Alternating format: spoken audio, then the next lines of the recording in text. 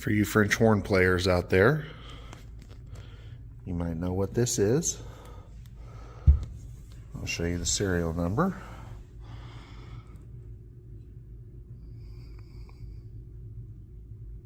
Yep, that's a Rauch. So what we are doing on this is just a clean and polish, and then we are going back and finishing the job on this guy. Let me see if I can get a good angle on it.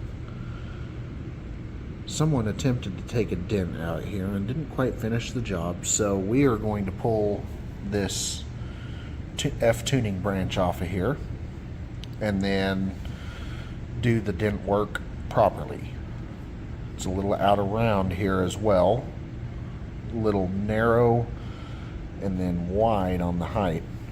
So we'll get that all straightened out, get this thing put back together, polish it up, and then send it. Morning, everybody.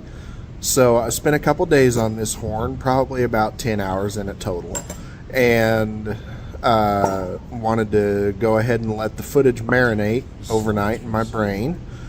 And I'm going to go through and narrate what I did on this horn. Solder on this horn before, can't really tell. So right now we're just tearing it down. I did a solder on this third slide right after the owner purchased it.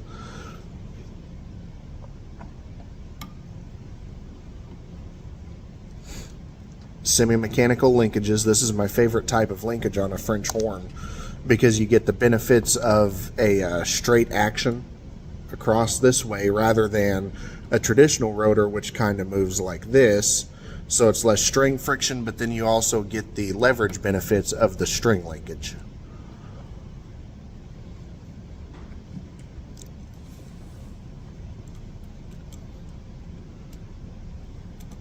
Nice view of the back of my hand.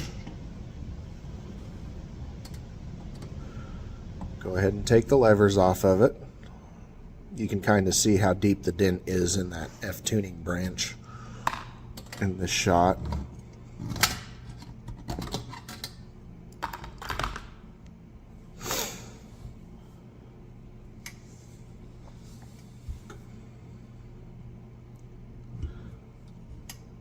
Fourth levers on Geyer style horns are sometimes a mess to put back on. I've got a little trick with a saxophone needle spring and a pin vise.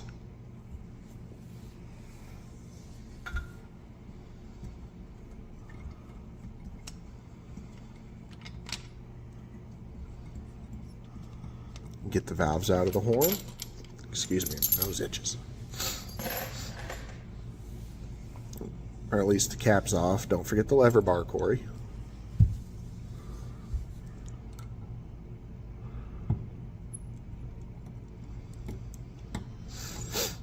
I like to get as much off of one side of the horn at a time as I can, then flip it over.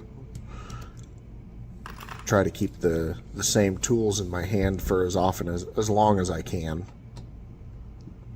Because every time you set a tool down, you're losing time.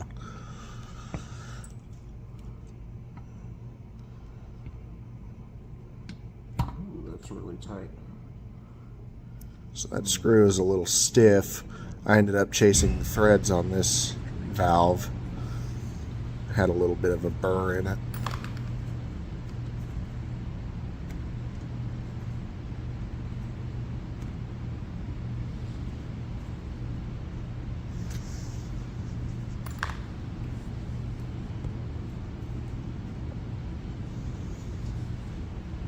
And then I have this little punch. Let me go grab it for you guys.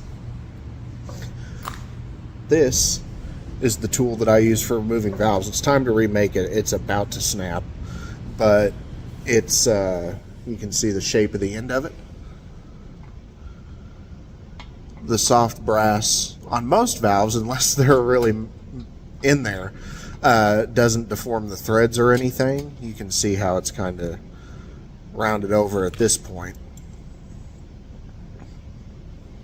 Pretty crudely made, but it has served me for 11 years, I think. is when this was passed on to me, and it had been used for several years before that. Just a great little tool. So we want to remove as many pieces from the horn as possible.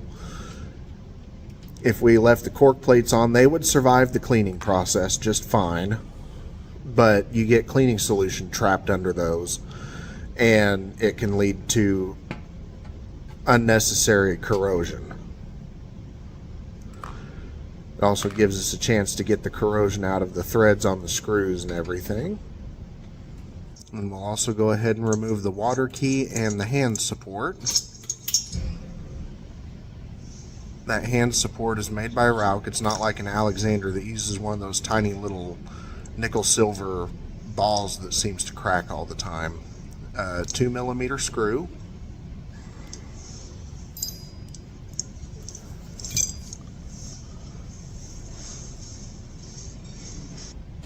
You see that little ping on the hand guard? Not really there, but there's a good shot of it. So I ended up doing a little bit of removal on that as well. Even though up here or down there on the tuning branch, I say that soldering a pointy rod to it is not the way to remove that. On a handguard, a little ping like that, they don't fit the branch exactly, and what I ended up doing was they are so thin that I was able to solder a pointy rod to it and pull that dent out and then hollow tap and make it almost disappear.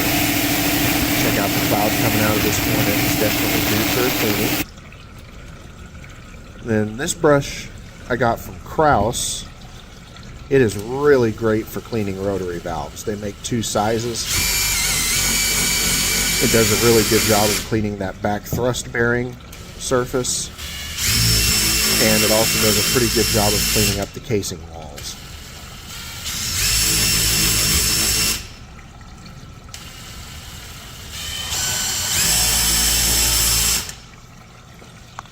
Started out at Palin using the Texas flush method, which works pretty well. You use a nylon brush, and then the cleaning solution is pumice hand soap like lava, or pumice powder, rotten stone Tripoli, mixed with Dawn dish soap to make a slurry, and that abrasive action cleans the insides of the slide tubes. But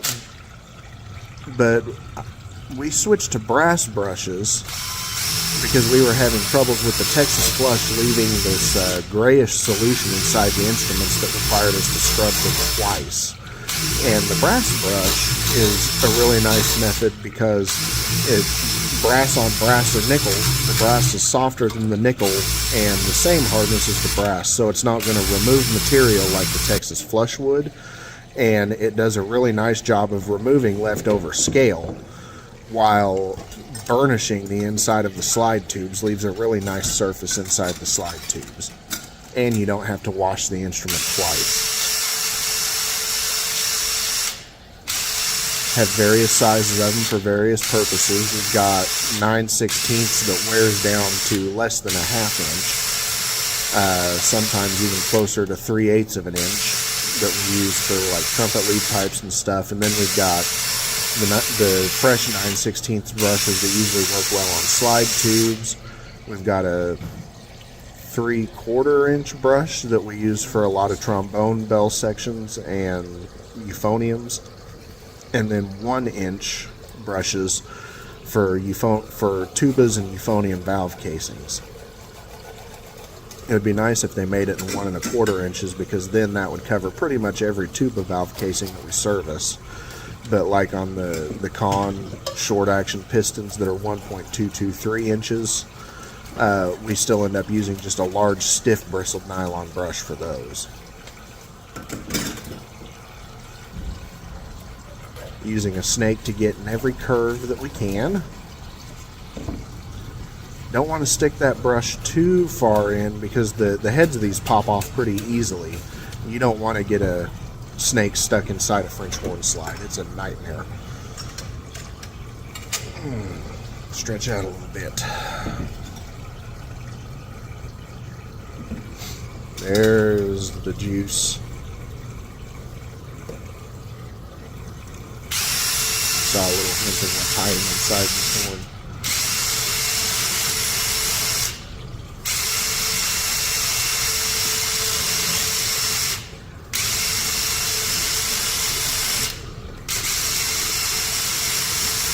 Use an impact driver instead of a normal driving drill because the impact drivers tend to have a little more free turning speed.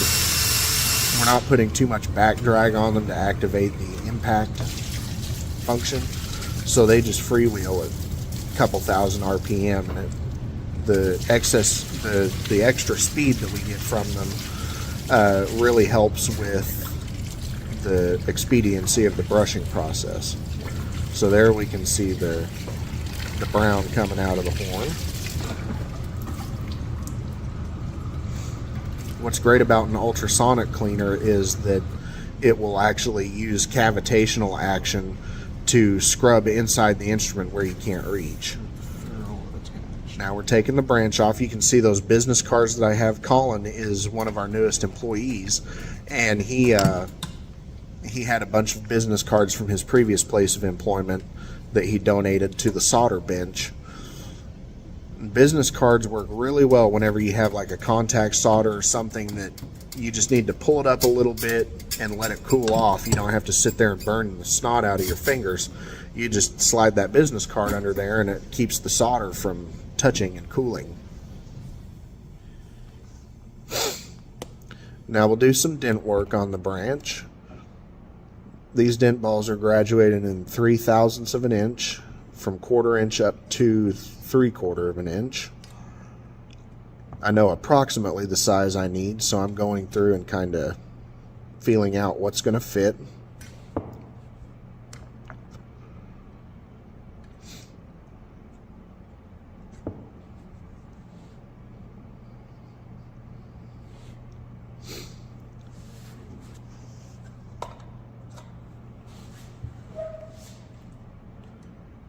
Seeing how easily it goes through. So once we get past the dent and the bend in the slide, this ball is actually a little too small from what I recall. Yeah. Passes through without stopping. So the ball that I'm using is about 2/1000ths of an inch smaller than the inside of the tube. And so what I will do is, in conjunction with the dent ball, I will use a small steel driver, shake it through. See, I'm shaking it right there. Not using a lot of inertia behind it, but just enough to push the dent ball underneath the dent. And then the primary dent removal itself will come from the hammering action. You've got your dent ball underneath it, and it comes in like this, and you've always got a high spot on the edge of the dent. And so our goal is to lower that high spot, and as we lower it, the metal starts to lift off the dent ball, and it is able to slide in the instrument further. Okay. So there's our branch after the dent removal and rough buffing. Dirty. Removing tooling marks. That brace just now we got to get it put back together if it would ever stop moving.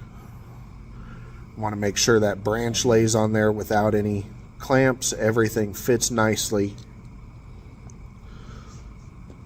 Never want to force an instrument together because tension kills resonance. So we'll heat from the backside first. I applied flux. Flux is an acid that cleans the surface of the metal. Solder will not flow or stick to a dirty surface, and so it has to be as clean as possible. That's why we use it. And then you saw me heating the backside of the brace, trying to get the backside warmer than the front because solder also follows heat. So we get that backside hot and then keep it warm / heat it up further from the front side, and whenever the solder melts on the front side, it will pull to the backside naturally.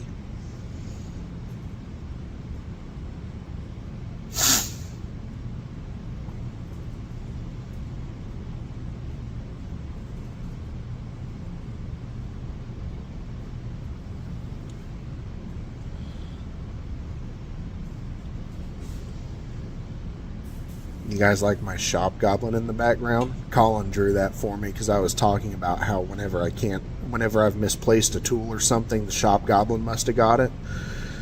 And Colin took it and ran with it, and now we have a cartoon of the shop goblin, and I'm not going to be erasing it anytime soon.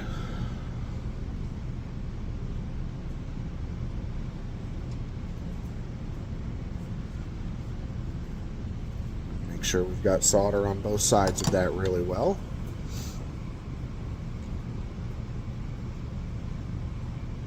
Just a touch more.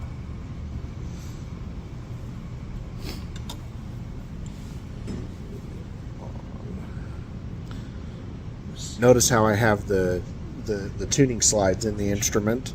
I use those to make sure that everything sits where it should. The tuning slide you can use as a jig to make sure that your slide tube is lined up properly.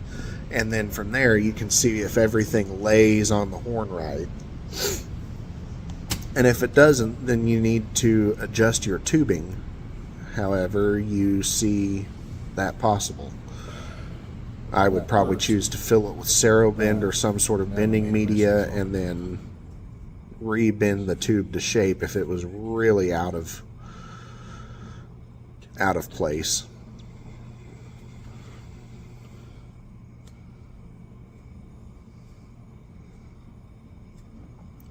Just wiping away the excess solder now.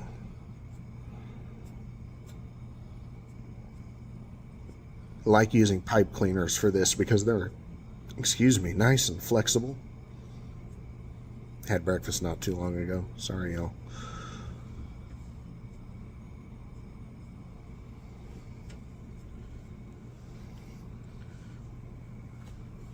Okay. Mistake imminent. I should not have picked up the horn and heated that solder joint trying to clean it up.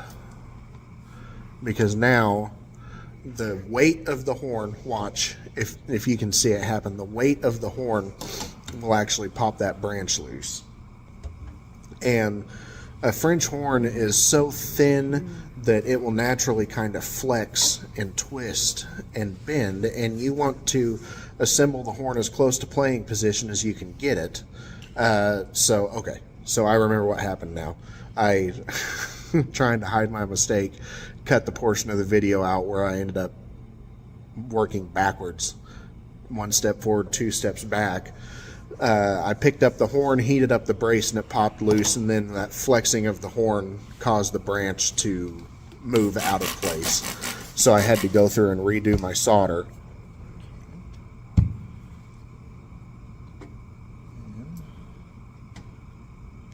There are no mistakes, only happy accidents. I actually got the branch fitting even better after I had to go and redo it.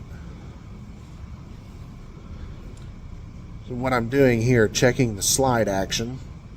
So the F-tuning slide is a little stiff, and just a little bit of inspection made me realize that whenever I took the bell brace off, the brace that goes between one of the outer slide tubes to the first branch had heated up a little bit and pulled away from the branch. So what I'm going to do here, watch it, I'm going to reheat it.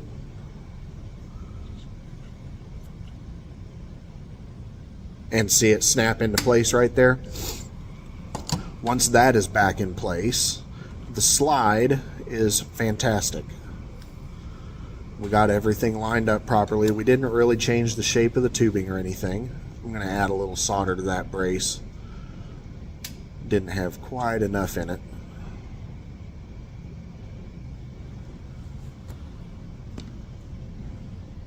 A little bit of flux on the surface to make it nice, smooth, and shiny.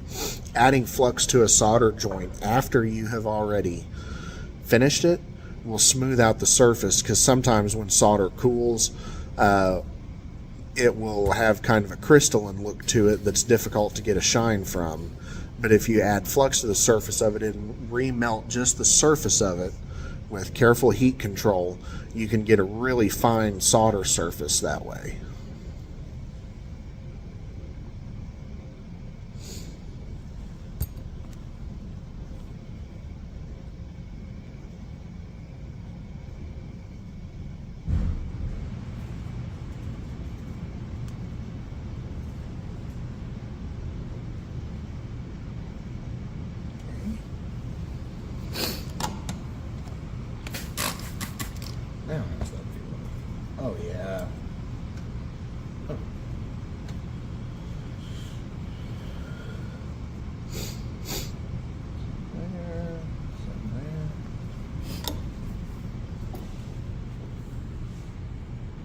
going to solder the braces between the main and the F tuning slides.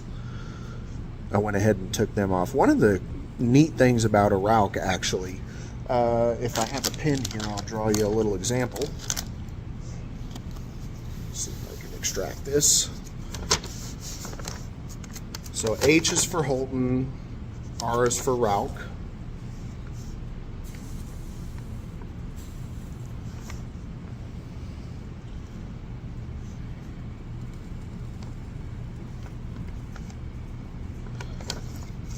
So this is backwards, but Holton braces are kind of cup shaped and go maybe about 60 degrees or so around the diameter of the slide.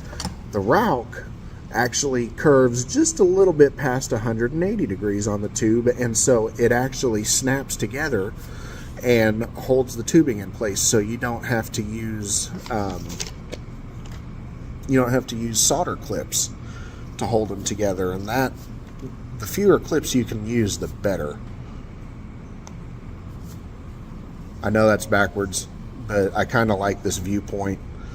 So, and I know my camera records backwards, I can just pretend like I'm looking down at the video. So just know that the R on that was backwards.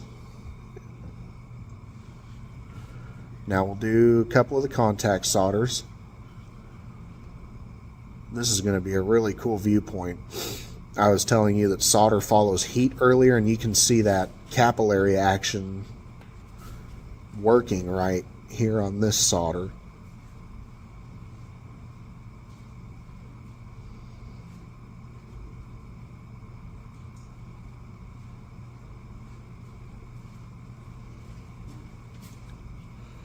So I should have left a Sharpie mark on the branch where the solder terminated. I don't want to add more solder than what was added from the workbench that it was built.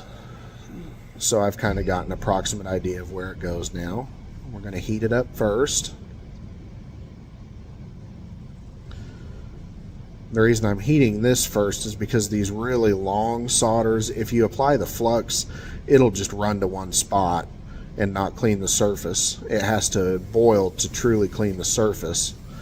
So I get it warm whenever I have a long solder to do and then apply. But I'm going to apply just a little bit up here at the top of the solder, and then I'm going to use gravity and that capillary action and actually pull the solder down. So you see the bead of solder right at the end of the bright blue torch tip, and watch it pull down.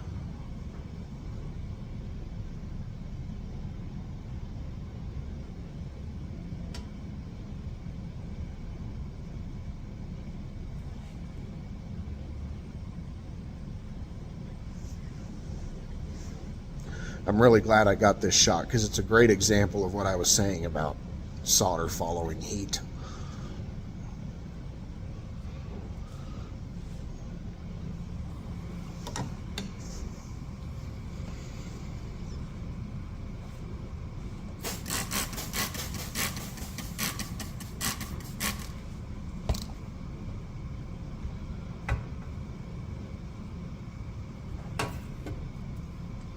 So I've got one more solder to do down there just south of the belt brace, and didn't put it on this video, but here we are putting the belt brace on. I'm not using any clips again because it fits so nicely. But you have to have a really light touch when you're doing it without solder clips. Just get it in there and let pressure hold it in place. Apply flux to it, and then heat and solder.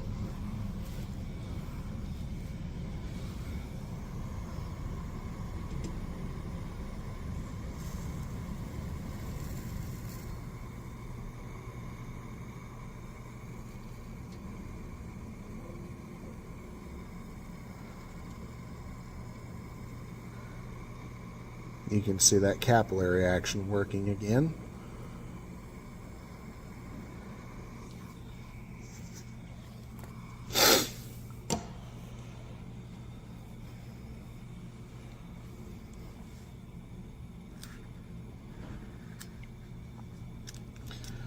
Don't want to get it too hot right here because we don't want to melt the solder around that bell ring.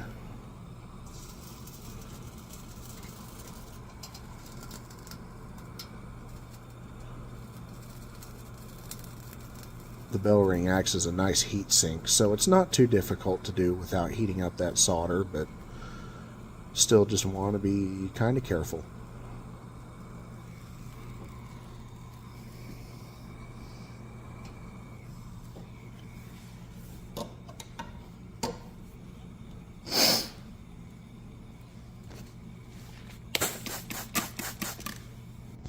So we've got everything reassembled.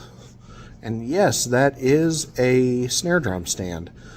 We get instruments back from people that have rented them, and they just give us the stands back because they don't have any use for a stand if they're returning the drum.